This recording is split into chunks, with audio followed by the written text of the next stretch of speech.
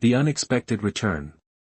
Ethan Wright tossed his graduation cap onto his bed and flopped down beside it, exhaling deeply as he stared at the ceiling.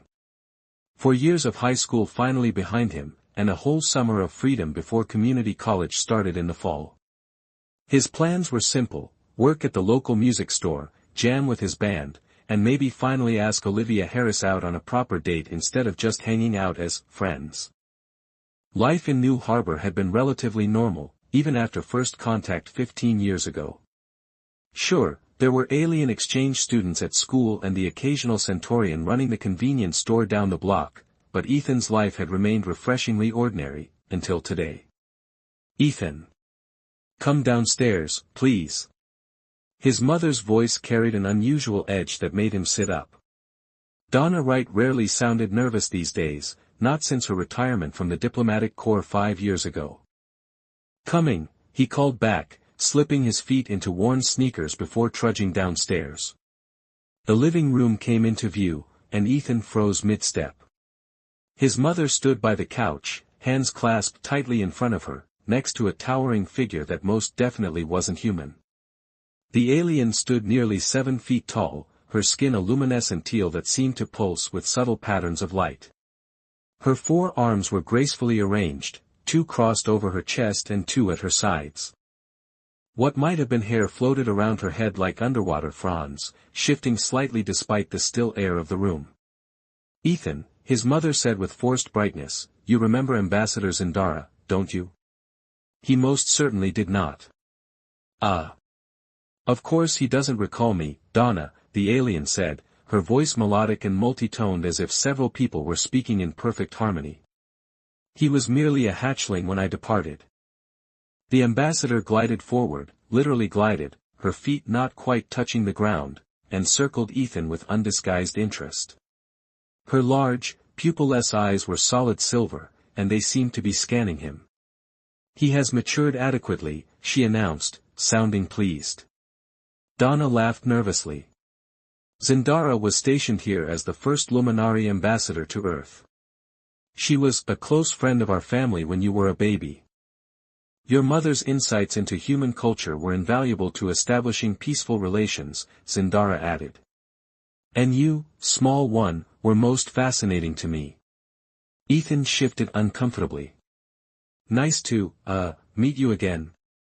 I've tracked your development from afar," Zindara continued, reaching out one of her lower hands to touch his face.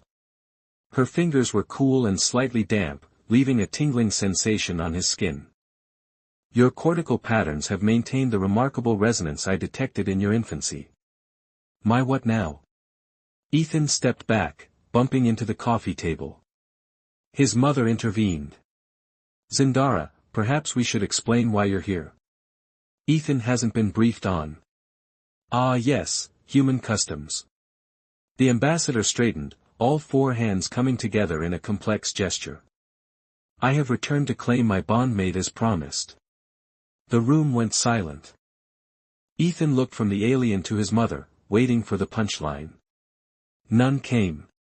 "You're, what?" he finally managed. "My bondmaid," Zindara repeated patiently. "You." Ethan's laugh came out as more of a choke. "That's got to be a translation error." His mother's expression confirmed it wasn't.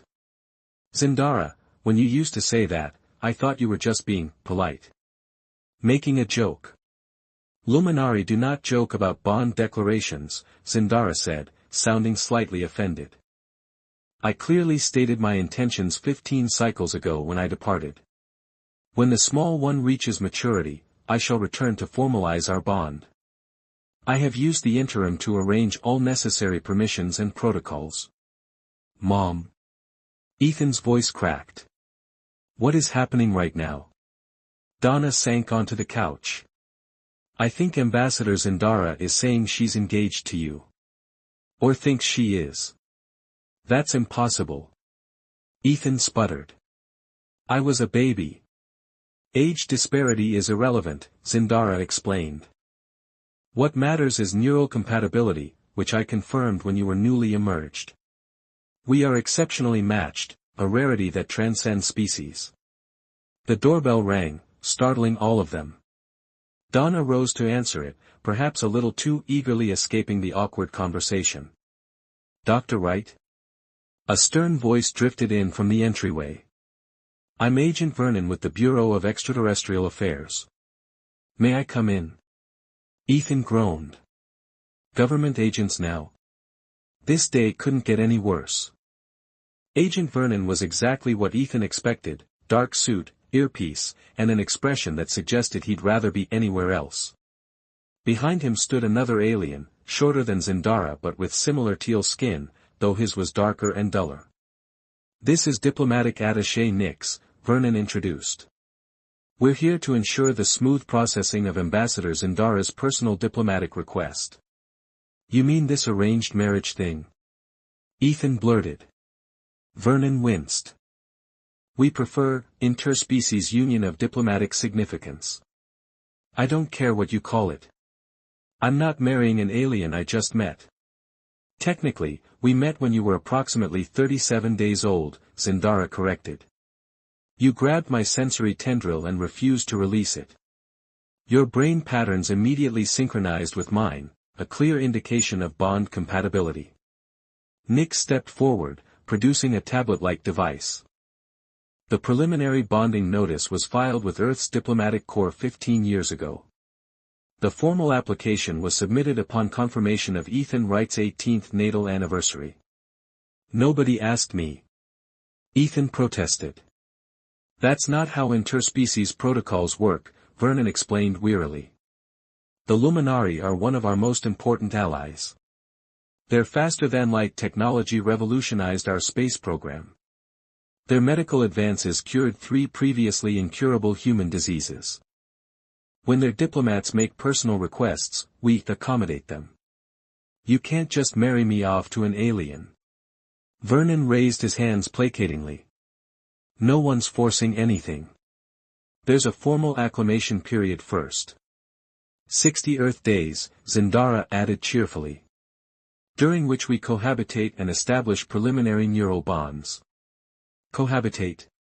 Ethan looked wildly at his mother. "She's moving in." "I've already prepared the guest room," Nick said. "And installed the necessary atmospheric regulators and gravity compensators." The room started spinning slightly. Ethan gripped the back of the couch. "This can't be happening." "It is unfortunate that you were not properly prepared," Zindara said, sounding genuinely concerned. "Donna, you assured me he was aware of our arrangement." His mother shook her head helplessly. "I never thought you were serious. You used to cradle him and say he'd be your mate someday. I thought it was alien baby talk." "I have never engaged in baby talk," Zindara said, drawing herself up with dignity. "I am a diplomatic representative of the Luminari High Council." Vernon cleared his throat. "There's more to consider here beyond personal preferences. Ambassador Zindara recently negotiated the Proxima Accords, which opened up the entire Centauri system to human colonization. Her request carries significant diplomatic weight. So if I say no, I'm causing an interplanetary incident?" Ethan's voice cracked again. "Not exactly," Vernon hedged. "But it would be unfortunate. This is insane." Ethan's phone buzzed in his pocket. He pulled it out to find a text from Olivia, "Outside your house. Why is there a diplomatic shuttle in your driveway?" "Perfect timing. Just perfect." Zindara's frond-like hair suddenly stood more erect, and the patterns on her skin brightened. "Another human approaches. Female. Post-adolescent." She turned to Ethan, her silver eyes narrowing slightly. "She bears your pheromone signature." Before Ethan could process what that meant, the front door opened again, and Olivia Harris stepped into the living room. Her eyes widened as she took in the scene, 2 aliens, a government agent, and Ethan's mother all staring at her. Bad time?" she asked hesitantly.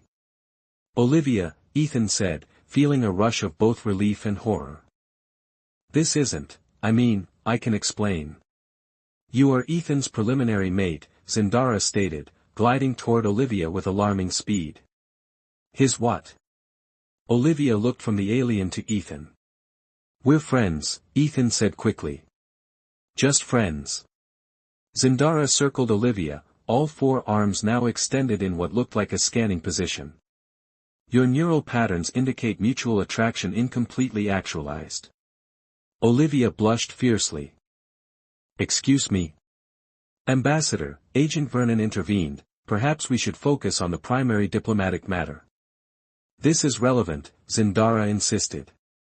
If Ethan has initiated a preliminary bond with this female, it may complicate our formal union.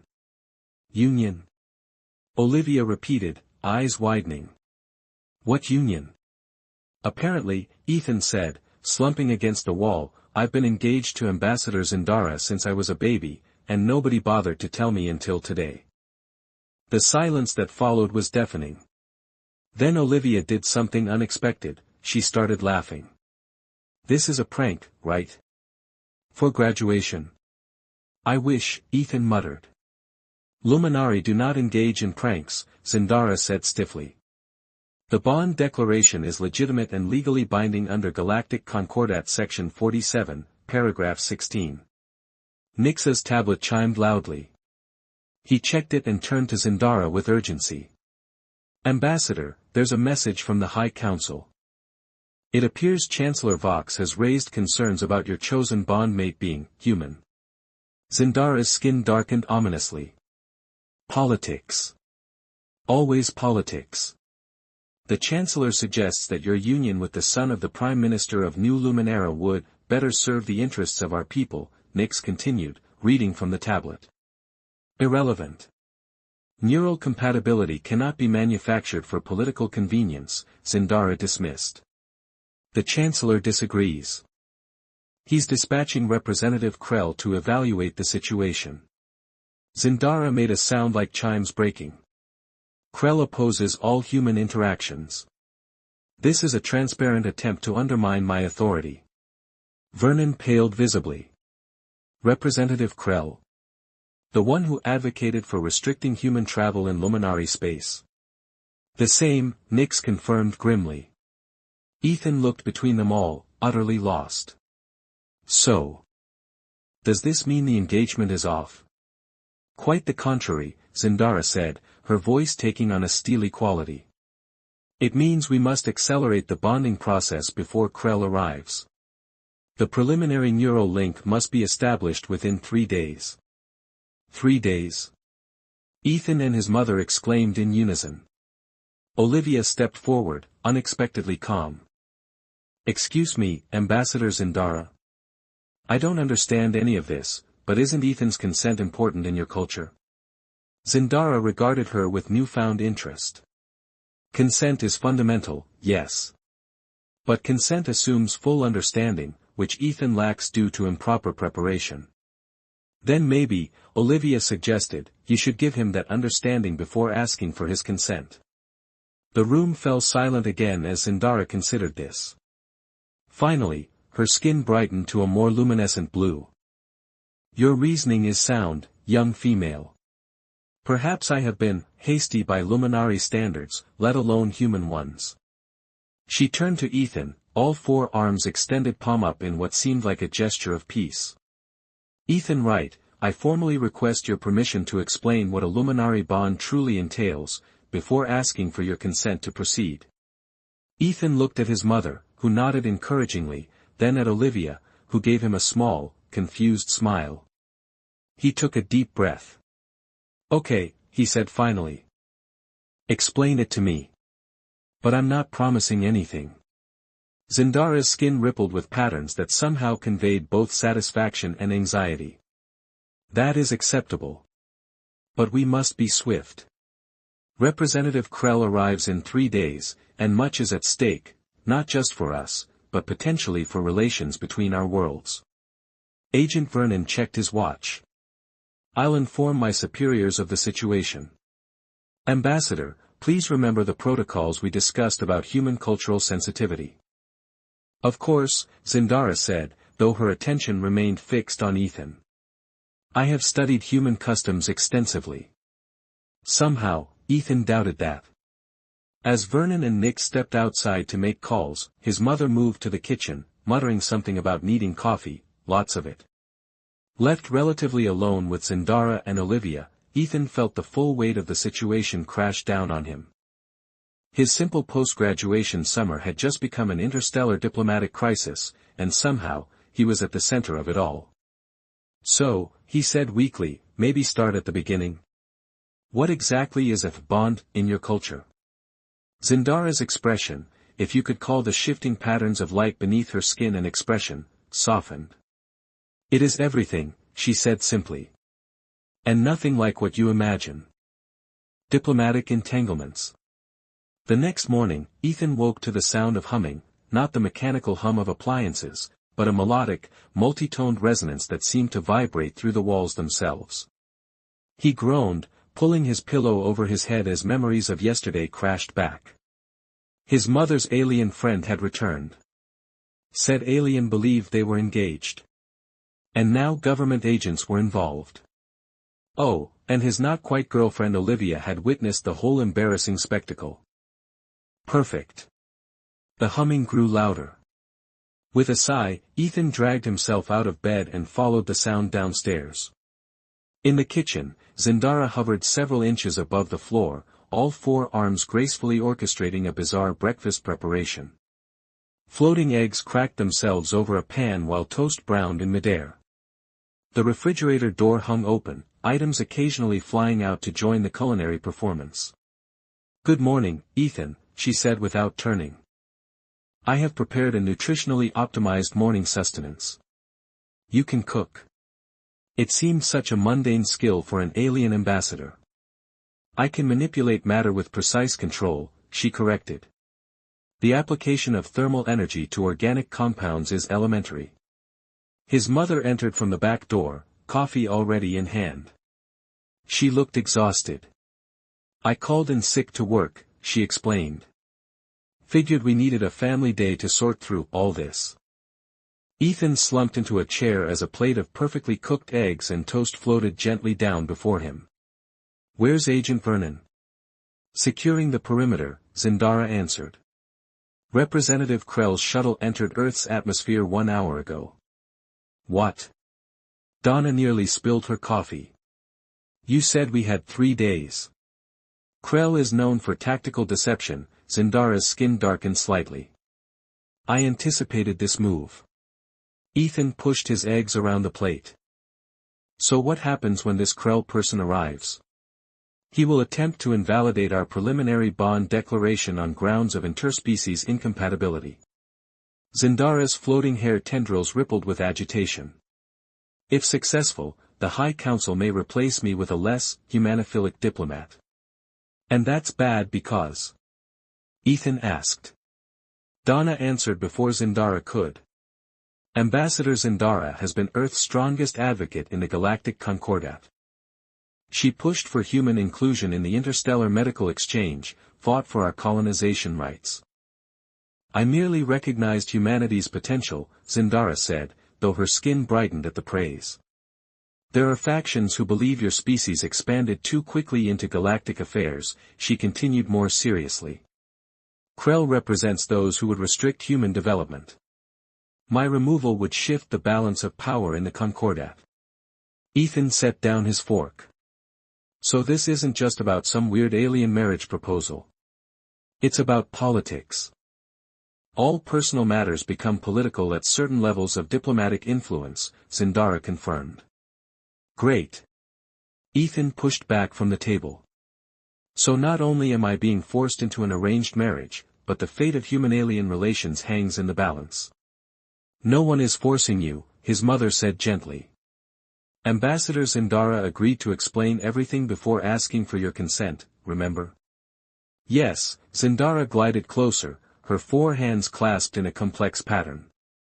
I promised an explanation of the Luminari bond. Are you prepared to receive this information now? Before Ethan could answer, his phone buzzed. A text from Olivia, are you okay? Can I come over? Another buzz followed immediately, I've been researching Luminari bonds all night. You need to hear this. Ethan looked up at Zindara. Can Olivia join us? She says she has information. The ambassador's skin rippled with patterns Ethan couldn't interpret. The female demonstrated logical reasoning yesterday. Her presence is acceptable. Her name is Olivia, Ethan corrected. 30 minutes later, they all sat in the living room as Olivia spread printouts across the coffee table. So I couldn't sleep last night, she began, tucking a strand of dark hair behind her ear. I spent hours on the extraterrestrial cultural database. Luminary bonds aren't what we think. Meaning? Donna prompted. They're not marriages, not in the human sense. Olivia pulled out a diagram showing intertwining neural patterns. They're more like a psychic partnership. A neural link. Correct, Zindara nodded, her silver eyes fixed on Olivia with new appreciation. Our species evolved with partially telepathic capabilities. A bond is a permanent neural connection between compatible minds. But why me? Ethan asked. Out of all the beings in the galaxy. Zindara's skin pulsed with gentle light. Neural compatibility is exceedingly rare, even among Luminari. Cross-species compatibility is nearly mythical. When I first held you as an infant, your developing mind reached out to mine instinctively. Babies grab things, Ethan argued. It's what they do. Not neurally, Zindara countered. Your consciousness touched mine in a way I had never experienced. It was profound. Olivia flipped through her notes. According to this, Luminari can only form one true bond in their lifetime. If the compatible partner is lost or rejects them. We experience neural degradation, Zindara finished quietly. Our telepathic abilities deteriorate, eventually affecting all cognitive functions. The room fell silent as the implications sank in. So if I say no, Ethan said slowly, you'll get sick? Eventually, yes. Zindara's voice remained calm. Though that should not influence your decision. Forced bonds are considered deeply unethical in my culture. Donna looked stricken. Why didn't you tell me this 15 years ago? Would it have changed how you raised him? Zindara asked. Would you have prepared him differently, knowing he might one day be asked to join minds with an alien? Or would you have moved away, changed your identity, to protect him from such a fate? His mother didn't answer, which was answer enough. The doorbell rang, making everyone jump. Agent Vernon entered without waiting, his face grim. Representative Krell has arrived, he announced. With an official delegation. Through the front window, Ethan saw 3 official-looking vehicles parked outside. A group of suited humans stood beside another Luminari, this one with darker, almost navy skin and an elaborately decorated head crest. This is happening too fast, Donna protested. Politics waits for no species, Zindara said, straightening to her full height. Her skin brightened to an almost painful luminescence. Ethan, I apologize for the rushed circumstances. In an ideal scenario, we would have had weeks to discuss this matter properly. Just tell me one thing, Ethan said. This bond, what would it mean for me? Would I be able to read your thoughts? Would you read mine? Not precisely, Zindara's 4 hands moved in explanatory gestures. The bond begins as emotional awareness, sensing each other's primary emotional states. With practice, more complex communication becomes possible. But privacy barriers can be established. And what about my life? Would I have to leave Earth? Go to diplomatic functions? Wear weird alien clothes? A sound like crystal wind chimes filled the room, Zindara was laughing. The bond does not dictate your life path, she explained. You could continue your education, pursue your music, even form human relationships. Wait, what? Ethan's eyes flickered to Olivia, then back to Zindara. You mean I could still date? Even if we're bonded? Luminari bonds and human romantic relationships are not mutually exclusive, Zindara confirmed. Our connection would be complementary, not restrictive. Agent Vernon cleared his throat. I hate to interrupt this fascinating cultural exchange, but Representative Krell is demanding an immediate audience. Zindara's skin darkened. Very well. I shall meet with him. No, Ethan stood up suddenly. We'll meet with him. Together. Everyone stared at him. Are you sure? His mother asked. I want to hear what this Krell has to say, Ethan said. I want to understand what's really at stake here. Zindara's skin pulsed with bright patterns. A wise approach. Minutes later, Representative Krell swept into the living room, flanked by two human officials from the Bureau of Extraterrestrial Affairs. Up close, the differences between him and Zindara were more pronounced, his movements were stiffer, his floating hair tendrils shorter and more controlled. Ambassador Zindara, Krell's multi-toned voice was deeper, almost grating. The High Council is most concerned about your unorthodox bonding declaration. The Council was fully informed 15 years ago, Zindara replied coolly. Krell's gaze shifted to Ethan, silver eyes narrowing. This is the human specimen. Hardly impressive. I'm standing right here, Ethan said, irritation overcoming his nervousness. It speaks with disrespect, Krell noted. Typical human impulsivity. Representative Krell, one of the human officials interjected, may I remind you that Earth has been granted Class 3 diplomatic status under the Concordat. Respect protocols apply. Krell made a dismissive gesture with his upper right hand. The matter at hand transcends diplomatic niceties. Ambassador Zindara proposes to bond with a species barely a century into space travel. The political implications are untenable. Neural compatibility transcends politics, Zindara countered. Does it? Krell produced a device similar to Zindara's but larger, more imposing. The Council has approved an emergency measure. You are to return to Luminari Prime immediately for neural reassessment. Prime Minister Thax's son has volunteered as an alternative bond candidate. Forced reassignment is prohibited under Concordat law. Zindara's skin flashed with bright, angry patterns. Not when questions of diplomatic integrity arise, Krell replied smoothly. Your attachment to this primitive species has clouded your judgment for years. The human colonization agreements you negotiated were excessively generous. They were fair, Zindara's voice took on a dangerous edge. They were sentimental, Krell snapped. Influenced by your unnatural fixation on this human. Olivia stepped forward unexpectedly. Excuse me, Representative Krell. Is there any scientific basis for your claim that humans and Luminari can't form legitimate neural bonds? Krell looked at her as if she were an insect. Human neural architecture is simplistic and underdeveloped.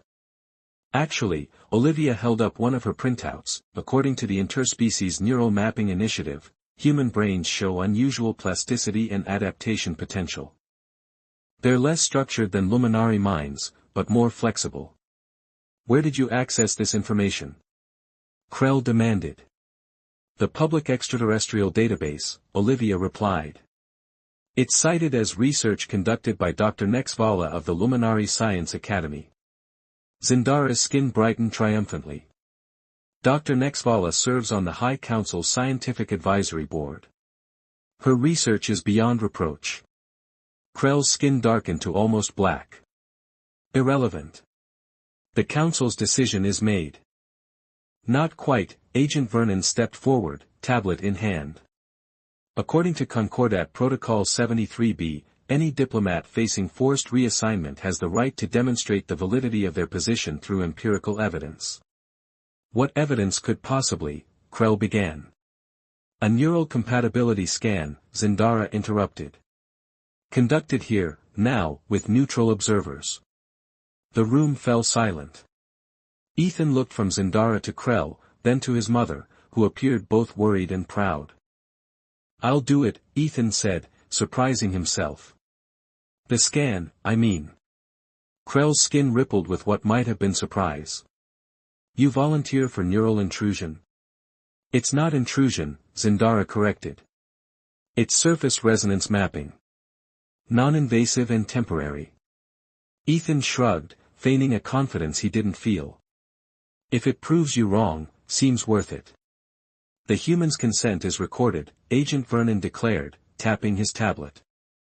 Representative Krell, do you accept this empirical test as binding evidence under Protocol 73B?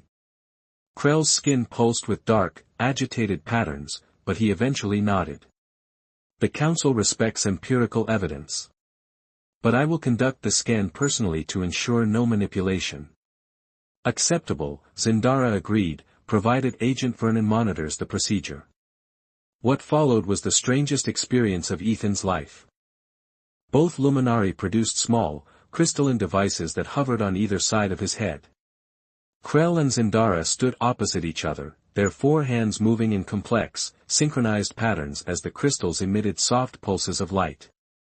Ethan felt a gentle pressure in his mind, like the moment before a sneeze, but throughout his entire consciousness. Strange sensations flickered at the edges of his awareness, colors he'd never seen, emotions without names. Remarkable, Agent Vernon murmured, watching readings on a specialized tablet. The neural resonance patterns are aligned at over 87%. Impossible, Krell's voice had lost its confident edge. The calibration must be incorrect. I assure you, it isn't, Vernon replied. These readings exceed even same-species compatibility averages. The pressure in Ethan's mind intensified briefly, then subsided as the crystals retreated. He blinked, disoriented, and found himself looking directly at Zindara. For a moment, just a moment, he felt a wash of emotions that weren't his: vindication, relief, and something deeper, more complex, a profound sense of recognition. The evidence is conclusive, Vernon announced formally. Under Protocol 73B, Ambassador Zindara's position is validated empirically. The forced reassignment order is invalidated. Krell's skin had dulled to a flat gray. This changes nothing politically. The Council will not approve. The Council will follow its own laws, Zindara interrupted. As must we all. Defeated but seething, Krell turned to leave, his human escorts trailing behind. At the door, he paused. This is not over, Ambassador. A bond with a human may be neurologically possible, but the consequences will extend far beyond your personal satisfaction. Consider carefully what you sacrifice for this connection. When the door closed behind him, the tension in the room dissolved. Donna collapsed onto the couch, while Olivia moved instinctively to Ethan's side. Are you okay? She asked. That looked intense. I'm fine, Ethan said, though fine hardly described the swirl of emotions and sensations still echoing through him. Just weird. Zindara approached cautiously, her skin pulsing with gentle, questioning patterns. Did you experience any discomfort during the scan? No, Ethan said thoughtfully. But at the end, I felt something. Emotions that weren't mine. The preliminary resonance, Zindara confirmed. A glimpse of what a full bond might entail. Agent Vernon was speaking quietly into his communications device. He turned to address them all. Washington is pleased with the outcome. Representative Krell's position has been controversial among our allies. This setback to his agenda is considered diplomatically advantageous. Politics, Zindara said with something like human weariness. Always politics. So what happens now? Ethan asked the question everyone was thinking. Zindara's skin rippled with thoughtful patterns. The immediate diplomatic crisis is averted. My position is secure for now. As for our potential bond. Her silver eyes met his. That remains entirely your choice, Ethan Wright. As it should always have been. But your neural, whatever. If I say no. I will manage, she said simply. There are medical interventions that can slow degradation. I knew when I recognized our compatibility that you might refuse. That risk was mine to take. For the first time since this bizarre situation began, Ethan felt a strange sense of calm. The pressure was gone, not just the political pressure, but the weight of an impossible choice. I need time, he said finally. To think. To understand what this would mean. Time is reasonable, Zindara agreed. The acclimation period exists for precisely this purpose. So you're staying? Donna asked. If you will have me, Zindara replied. For a short while. To answer Ethan's questions, to help him understand. Then, whatever his decision, I will respect it absolutely. Olivia, who had remained quietly supportive throughout the confrontation, spoke up. What about Krell? He seemed pretty determined. Representative Krell will report his failure to the council, Zindara said. They will be displeased but bound by their own protocols. Eventually, they will attempt other measures to reduce human influence in galactic affairs. And you'll fight them? Ethan asked. Zindara's skin brightened. I have always advocated for human inclusion in the Concordat. That will not change, regardless of your decision about our potential bond. Agent Vernon cleared his throat. I'll be stationed nearby during the ambassador's stay. Standard diplomatic protection protocols. After Vernon left to make arrangements, an awkward silence fell over the room.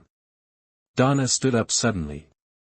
I think we could all use some lunch, she declared. And possibly a stiff drink. Alcohol impairs neural function, Zindara observed mildly. Exactly, Donna replied, heading for the kitchen. Left alone with Zindara and Olivia, Ethan ran a hand through his hair, still processing everything that had happened. So, he said finally, about this bond thing. You said it wouldn't stop me from having a normal life? Define normal, Zindara replied, with what might have been a touch of humor. College. Music. Dating. His eyes flickered to olive.